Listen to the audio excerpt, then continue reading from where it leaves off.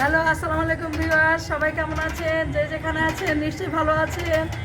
এলিনা পারভিন আবার চলে আসলো একটি নতুন কন্টেন্ট নিয়ে।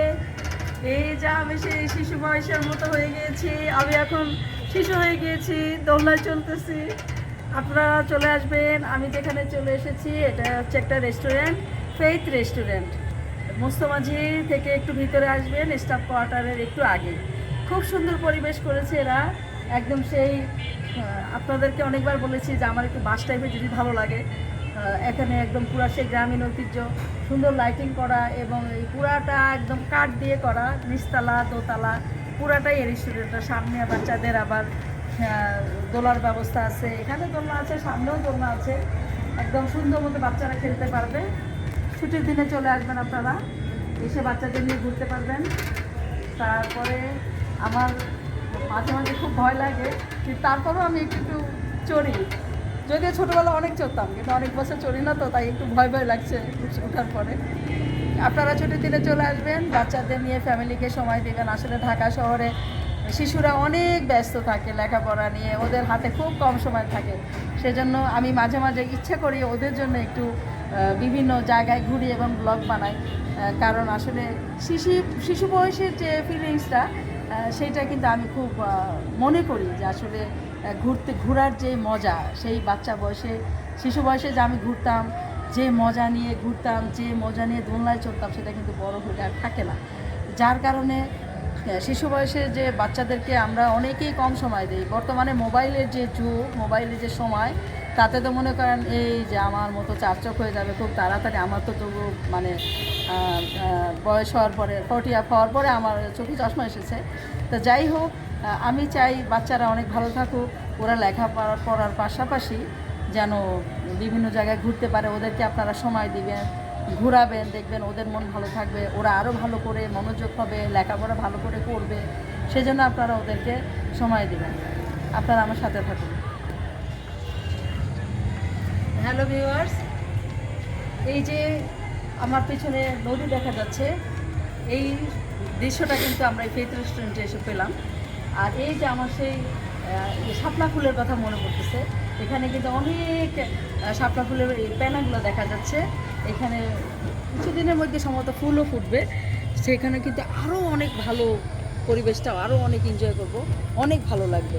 এখনও অনেক ভালো লাগতেছে, একটু রাত করে আসছি যাতে আর কি এই যেমন সাইডের যে লাইটিংগুলো আছে, চারিদিকে লাইটিংগুলো অনেক সুন্দর একটা পরিবেশ।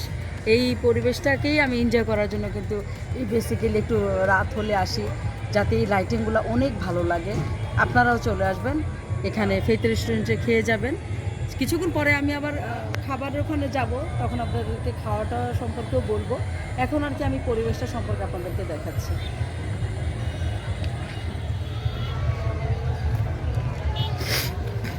আমি এখন ফেইথ রেস্টুরেন্টের দোতলায় উঠতেছি, ওদের দোতলার ভিউটা দেখাবো।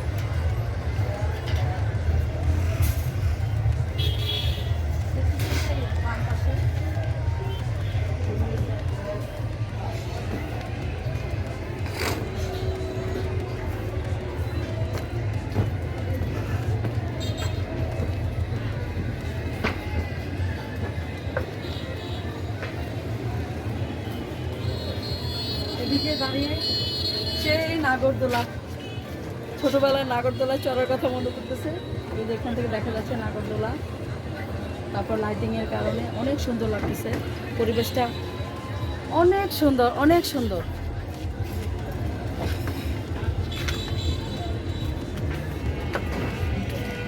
অনেক বড় দোতলাটা, পুরাটা একদম অনেক বড়, অনেক বড় এটা রেস্টুরেন্টটা, লাইটিং করা, একদম সেই গ্রামীণ পরিবেশ। আমি এখন মেনুটা নিলাম, এদের এখানে দেখি কী কী পাওয়া যায়। ও, বারবিকিউ কাবাব আছে, চিকেন আছে, বারবিকিউ ফিশ আছে। আমার অবশ্য চিকেনটার উপরেই আমার বেশি লোভ, ভাল লাগে আমার কাছে। দেখি চিকেন টাইপের কী অর্ডার দেওয়া যায়। অবশেষে চলে এসেছে আমাদের খাবার। এখানে কি দেখা যাচ্ছে, আমরা অর্ডার দিয়েছিলাম বারবিকিউ চিকেন, এখানে রাইস, এখানে ভেজিটেবলস। আর আমি চিকেনটা একটু ট্রাই করব, দেখিয়ে দেখ চিকেনটা কীরকম। ওয়াও, অনেক স্পাইসি, অনেক মজা, খুব মজা। আপনারা আসবেন, খেয়ে যাবেন। দেখি এদের সবজিটা কীরকম।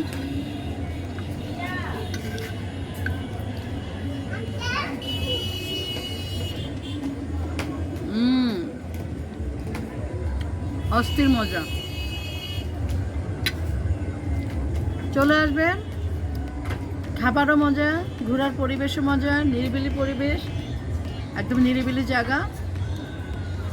এসে খাবেন আর আমার কথা মনে করবেন। ভিউয়ার্স, এতক্ষণ আমি এই রেস্টুরেন্টে নিয়ে ব্লগটি বানালাম। খাবারটি অনেক মজা ছিল, টেস্টি ছিল, চিকেনটা ক্রিস্পি ছিল, খেয়ে অনেক মজা পেয়েছি, পেট ভরে খেয়েছি। আপনারাও আসবেন, খেয়ে যাবেন। একদম ঢাকার খুব কাছাকাছি। যদি কেউ আসতে চান খিলগাঁও রেলগেট থেকে, বেশি সময় লাগবে না। খিলগাঁও রেলগেট থেকে নন্দীপাড়া আসবেন, নন্দীপাড়া থেকে আবার বলবেন যে আমি স্টাফ কোয়ার্টারের ঠিক আগে আগে যাব। এখানের লোকেশনটা আপনাদেরকে বলে দিলাম। এভাবে চলে আসবেন, ঘুরে যাবেন, আমার মতো খেয়ে যাবেন। আবার একটি নতুন ব্লগে আপনাদের সাথে দেখা হবে। সবাই আমার জন্য দোয়া করবেন, আমাকে অনেক ইন্সপায়ার করবেন। ভালো থাকবেন। আসসালামু আলাইকুম।